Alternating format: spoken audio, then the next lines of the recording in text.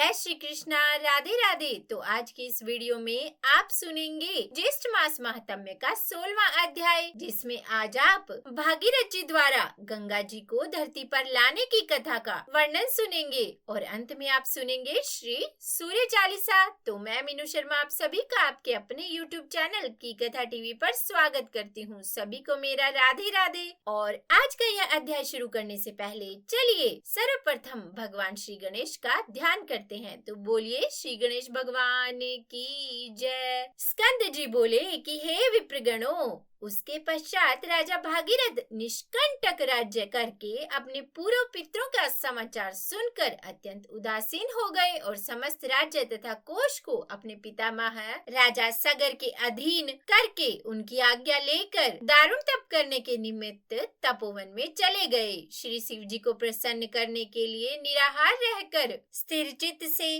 पंचाक्षरी विद्या ओम नमः शिवाय का जप करने लगे तथा 10 वर्ष पर्यंत दिन रात एक पैर से स्थित रहकर जल मात्र आहार करके तथा वायु पीकर तप करने लगे।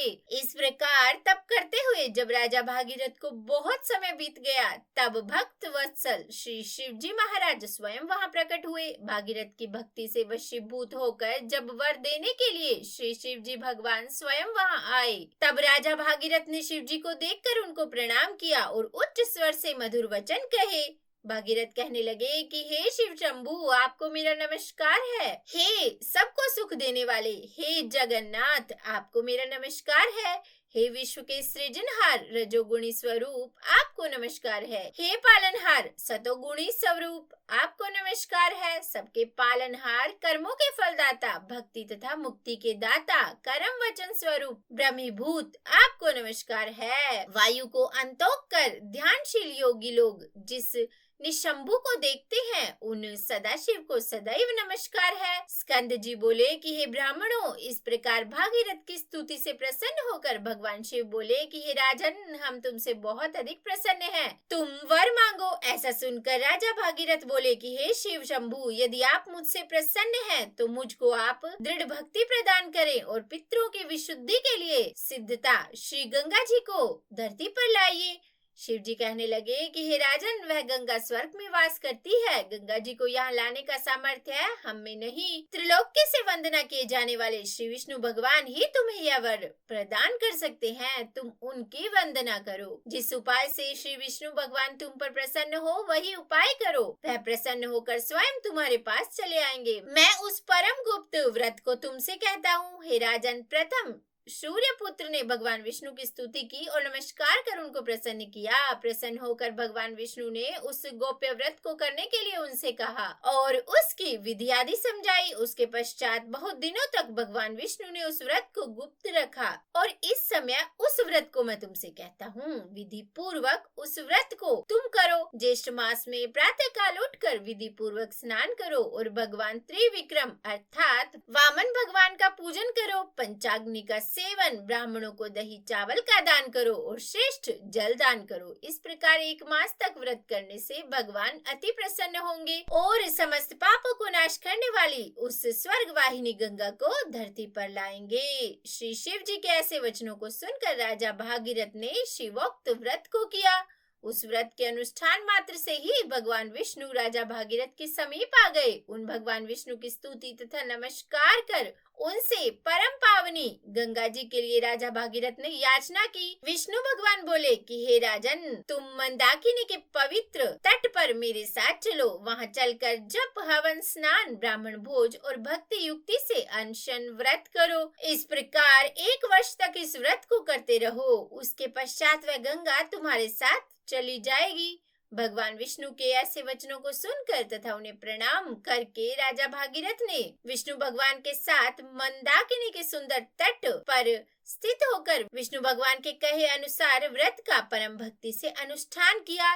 तब गंगा जी प्रसन्न हो गई और राजा भागीरथ के सामने सुंदर नेत्र वाली स्त्री के रूप में प्रकट हुई। यही त्रिपथगामिनी गंगा है। ऐसा जानकर भागीरथ जी ने उनकी स्तुति की और मंदाकिनी प्रसन्न होकर बोली कि हे राजन, तुम मुझसे वर मांगो। ऐसे वचन सुनकर राजा भागीरथ बोले कि हे माते, मेरे साथ पृथ्वी पर पितरों की मुक्ति के लिए चलिए। भागीरथ को तथास्तु कहकर होकर वह गंगा उनके साथ पृथ्वी तल को गई। एकम के दिन प्रकट होकर दशमी के दिन प्रवाह रूप हो गई और लोक को पवित्र करने के लिए पृथ्वी पर अवतरित हुई। तत्पश्चात भागीरथ जी ने श्री गंगा जी के दिव्य जल से अपने पितरों को पल्लवित किया। गंगा जल से पल्लवित वे सब भस्म राशि सगर के पुत्र दिव्य देहधारी होकर वैकुंठ धाम को गए। तो बोलिए गंगा मैया की जय, श्री विष्णु भगवान की जय, हर हर महादेव। तो श्री ज्येष्ठ मास महात्म्य में धरती पर माँ गंगा के अवतरण की यह कथा का 16वां अध्याय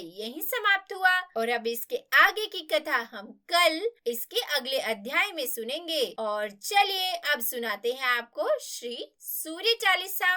श्री रवि हरत हो घोरतम, अगणित किरण पसारी, वंदन करु तब चरणन में, अर्ध्य देव जलधारी, सकल सृष्टि के स्वामी हो, सचराचर के नाथ, निस दिन होत तुमसे ही, होवत संध्या प्रभात, जय भगवान सूर्य तमहारी, जय खगेश दिनकर शुभकारी, तुम हो सृष्टि के नेत्र स्वरूपा, त्रिगुण धारी त्रैवेद स्वरूपा, तुम ही कर्ता पालक संहारक, भुवन चतुर्दश के संचालक, सुंदर बदन चतुर्भुजाधारी, रश्मि रथि तुम गगन विहारी, चक्र शंख अरुश्वेत कमल धर, वर मुद्रा सोहत चोटेकर, शीश मुकुट कुंडल गलमाला, चारु तिलक तब भाल विशाला, सप्त अश्वरथ अति द्रुतगामी, अरुण सारथी गति अविरामी, रक्त वर्ण आभूषण धारक, अति प्रिय तोहे लाल पदारथ, सर्वात्मा कहे तुम्हें ऋग्वेदा, मित्र कहे तुमको सब वेदा,